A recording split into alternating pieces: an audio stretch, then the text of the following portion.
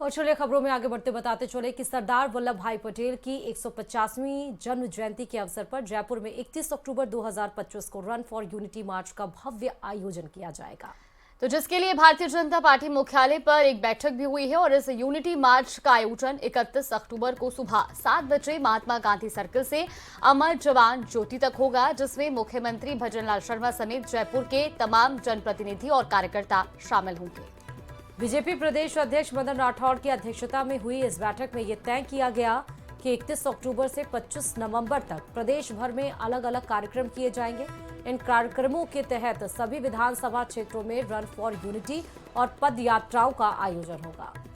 तो इन यात्राओं के जरिए आत्मनिर्भर भारत और हर घर स्वदेशी की भावना की अलख जगाई जाएगी।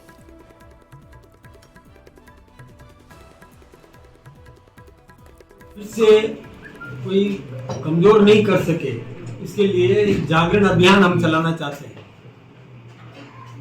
और रन फॉर यूनिटी ये हमने नाम दिया है और पूरे देश भर में सभी विधानसभा क्षेत्रों में सभी जिलों में पदयात्राएं होगी। उन पदयात्राओं में हम सरदार वल्लभ भाई पटेल के जीवन चरित्र के बारे में भी बताएंगे और किस प्रकार उन्होंने देश को एक करने में अपनी भूमिका निभाई, ये भी हम जनता के सामने रखेंगे। आज की जो बैठक थी वो 31 अक्टूबर को जो हम यूनिटी मार्च निकाल रहे हैं सरदार एट 150, उसको ध्यान में रखते हुए ये मीटिंग करी गई है। महात्मा गांधी सर्कल से लेकर अमर जवान ज्योति तक हम एक मार्च निकालेंगे, जिसके अंदर बड़ी संख्या के अंदर वॉलंटियर शामिल होंगे। जो भी सरदार को श्रद्धांजलि देना चाहते हैं, उन्हें याद रखना चाहते हैं, सरदार वल्लभ भाई पटेल की से प्रेरणा लेना चाहते हैं, वो सब इसमें जुड़ेंगे। हमारे देश में राष्ट्रीय एकता के प्रतीक लौह पुरुष माननीय श्री सरदार पटेल जी की जन्म जयंती के अवसर पर, और यह जन्म जयंती इसलिए ज़्यादा महत्वपूर्ण है क्योंकि यह 150वीं जन्म जयंती है। पूरे देश के अंदर कार्यक्रम हो रहे हैं। उसके अंतर्गत पहला कार्यक्रम 31 अक्टूबर को प्रातः 7 बजे महात्मा गांधी जी की प्रतिमा जो कानोडिया कॉलेज के पास है, वहाँ से एक बड़ी दौड़ रवाना होगी। तो बुलेटिन की शुरुआत जयपुर से बड़ी खबर के साथ करते बताते चलें कि मुख्यमंत्री भजनलाल शर्मा का आज प्रस्तावित कार्यक्रम है। तो मुख्यमंत्री भजनलाल शर्मा आज दिन भर कई बैठकों में व्यस्त रहेंगे। दरअसल दोपहर 3 बजे प्रताप सर्किट, तनोट माता मंदिर, इसके अलावा पूंछरी का लोठा मंदिर के कार्यों की भी समीक्षा बैठक लेंगे मुख्यमंत्री। इसके बाद शाम 5 बजे सांगानेर क्षेत्र के 4 सर्कलों के सौंदर्यीकरण के संबंध में प्रेजेंटेशन भी लेंगे सीएम। तो बताते चलें आज कई सारे प्रस्तावित कार्यक्रम में मुख्यमंत्री व्यस्त रहेंगे। सभी बैठकें सीएमओ में करेंगे मुख्यमंत्री। सौंदर्यीकरण के संबंध में प्रेजेंटेशन भी लेंगे। 4 सर्कलों के जो सौंदर्यीकरण है शाम 5 बजे सांगानेर क्षेत्र के हम बता रहे हैं उसको। उसके साथ ही पुंछरी का लौठा मंदिर के कार्यों की समीक्षा बैठक भी आज मुख्यमंत्री के द्वारा ली जाएगी। दोपहर 3 बजे प्रताप सर्किट, तनोट माता मंदिर भी मुख्यमंत्री जाएंगे। आज दिन भर मुख्यमंत्री भजनलाल शर्मा के कई कार्यक्रम रहने वाले हैं। कई महत्वपूर्ण बैठकों की वो अध्यक्षता भी करेंगे और ये सभी बैठकें सीएमओ में होनी हैं। ऐसे में आज एक तरफ जहां वो तमाम योजनाएं जो प्रदेश में चलाई जा रही हैं उनकी समीक्षा बैठक करेंगे, इसके साथ ही पूंछरी का लौठा मंदिर के समीक्षा कार्यों को लेकर के भी आज वो बैठक करेंगे, चर्चा की जाएगी। तो शाम 5 बजे सांगानेर क्षेत्र के 4 सर्कलों के सौंदर्यीकरण के संबंध में प्रेजेंटेशन भी लेंगे मुख्यमंत्री और ये सभी बैठकें सीएमओ में होनी है। इस वक्त की ये बड़ी खबर। तो आपको बताते चले कि मुख्यमंत्री का विजन है विकसित राजस्थान, आपको राजस्थान, और उसके तहत ही इस विजन को साकार करते हुए मुख्यमंत्री आज ये जो प्रस्तावित कार्यक्रम है उसमें व्यस्त रहेंगे। चाहे सौंदर्यीकरण, क्योंकि पर्यटन को के लिहाज से भी राजस्थान को और ज्यादा आगे बढ़ाना है और इसीलिए मुख्यमंत्री भजनलाल शर्मा शाम 5 बजे 4 सर्कलों के सौंदर्यीकरण की समीक्षा बैठक लेंगे।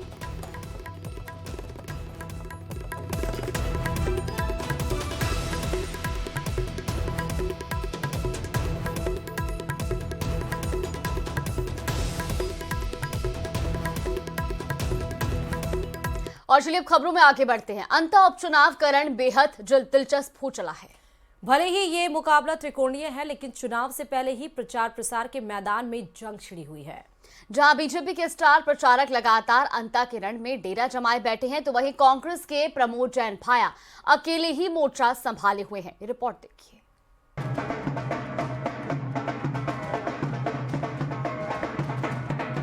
बारह की अंतर सीट पर उपचुनाव का रण अपनी चरम पर है।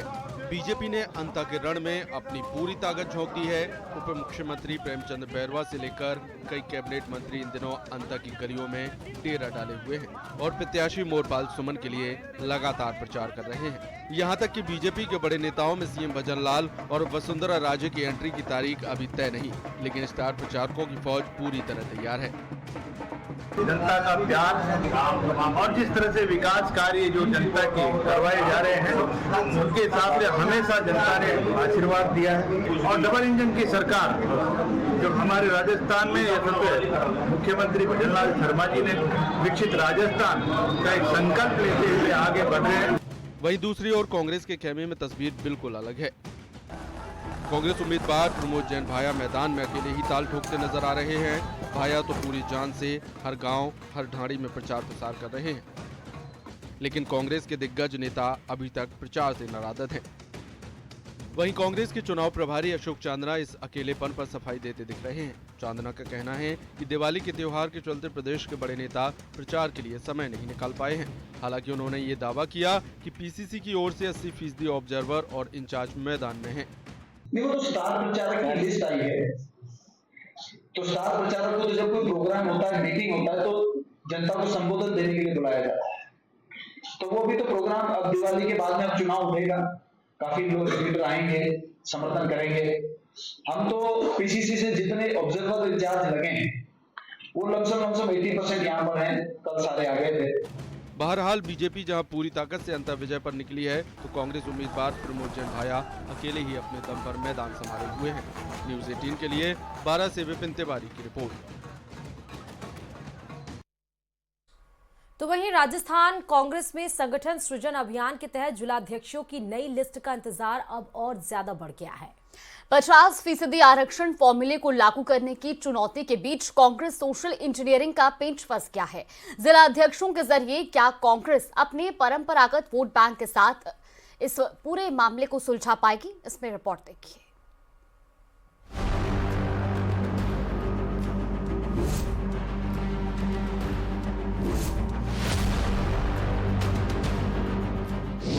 जिला अध्यक्षों की नियुक्ति फिर अटकी। दिल्ली में मंथन, बढ़ा सस्पेंस। कब फाइनल होंगे कांग्रेस जिला अध्यक्ष?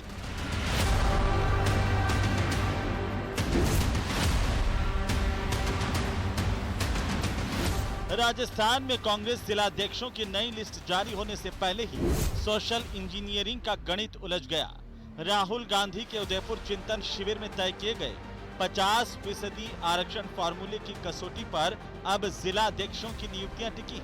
लेकिन सवाल यह है कि पार्टी अपने परंपरागत vote bank SC, ST, OBC और माइनॉरिटी वर्गों को कितनी हिस्सेदारी दे पाएगी। सूत्रों के मुताबिक संगठन सृजन अभियान के तहत जिला अध्यक्षों के चयन के लिए नियुक्त पर्यवेक्षकों ने 6 नामों का पैनल भेजा है, जिसमें सभी वर्गों के प्रतिनिधि शामिल हैं। दिल्ली में दिन भर चले मंथन के बाद भी नामों को लेकर कोई सहमति नहीं बन पाई। पार्टी आलाकमान ने इस मामले पर एक बार फिर से विचार करने का फैसला किया है। बताया जा रहा है कि कांग्रेस महासचिव केसी वेणुगोपाल ने प्रदेश प्रभारी सुखजिंदर सिंह रंधावा, पीसीसी चीफ गोविंद सिंह डोटासरा और नेता प्रतिपक्ष टीकाराम जूली से कहा है कि वे एससी, एसटी और माइनॉरिटी कोटे पर फिर से विचार करें। ऐसे में संभावना है कि नवंबर के पहले सप्ताह में जिला अध्यक्षों की घोषणा से पहले एक बैठक और हो सकती है। दरअसल कांग्रेस के परंपरागत वोट बैंक को अगर जिला अध्यक्षों की नियुक्ति में बराबर प्रतिनिधित्व नहीं मिला तो इसका असर आने वाले निकाय और पंचायत चुनाव पर पड़ सकता है। इसीलिए पार्टी का इस पर विशेष ध्यान है। वर्तमान में कांग्रेस के पास अल्पसंख्यक वर्ग से 2 जिला अध्यक्ष और 3 कार्यकारी अध्यक्ष हैं। इसी तरह एससी, एसटी वर्ग को टोंक, जालोर, जोधपुर देहात, करौली, बूंदी और बारां में प्रतिनिधित्व मिला हुआ है। वो तो पार्टी हाईकमान ने पहले से ही चिंतन शिविर करके और फैसला ले रखा है, तो निश्चित रूप से पार्टी हाईकमान उसी के अनुरूप निर्णय लेगा, इसमें तो किसी को शक होना ही नहीं चाहिए। अब पैनल बन गए हैं। पैनल बनने के बाद जो संभावित हमारे जिलाध्यक्ष हैं उनके चयन की प्रक्रिया जल्द ही 7-8 दिन में पूर्ण होकर के नवंबर फर्स्ट वीक तक जो जिला कांग्रेस कमेटियां हैं उनका गठन प्रदेश में हो जाएगा और उनके नामों की घोषणा नवंबर फर्स्ट वीक में होने की संभावना है। ओबीसी वर्ग से जुड़े नेताओं की सक्रियता इस बार खास तौर पर देखी जा रही है। जाट, गुर्जर, सैनी, बिश्नोई, सैन, कुमावत जैसी जातियों से कई दावेदारों ने आवेदन किए हैं।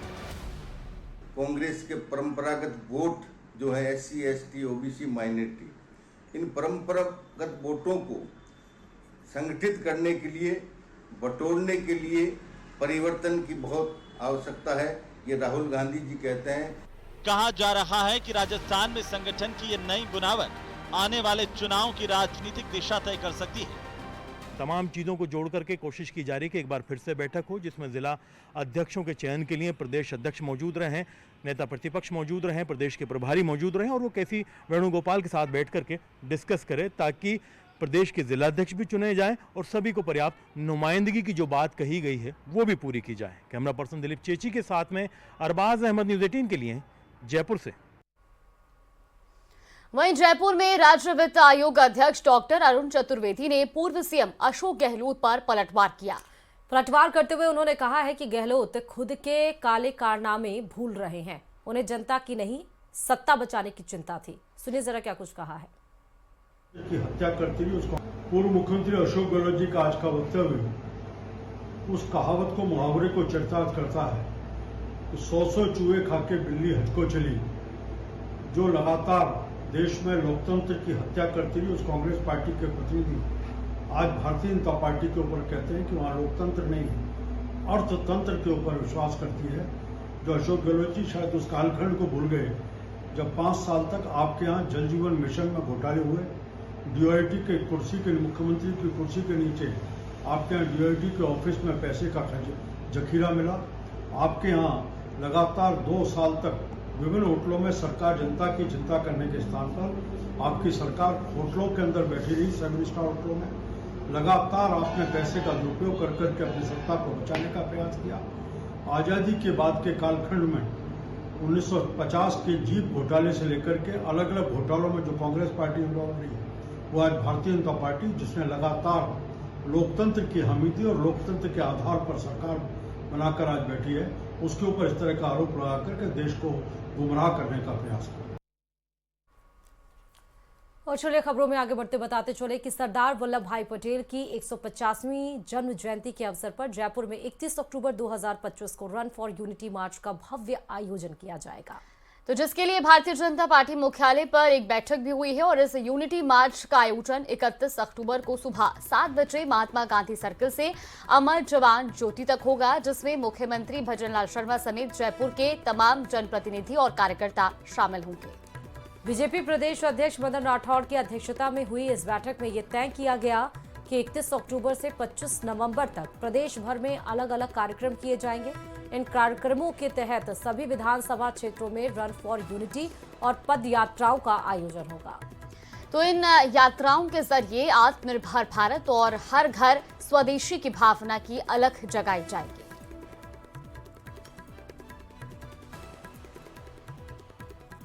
इससे कोई कमजोर नहीं कर सके, इसके लिए जागरण अभियान हम चलाना चाहते हैं। और रन फॉर यूनिटी हमने नाम दिया है और पूरे देश भर में सभी विधानसभा क्षेत्रों में, सभी जिलों में पद यात्राएं होगी।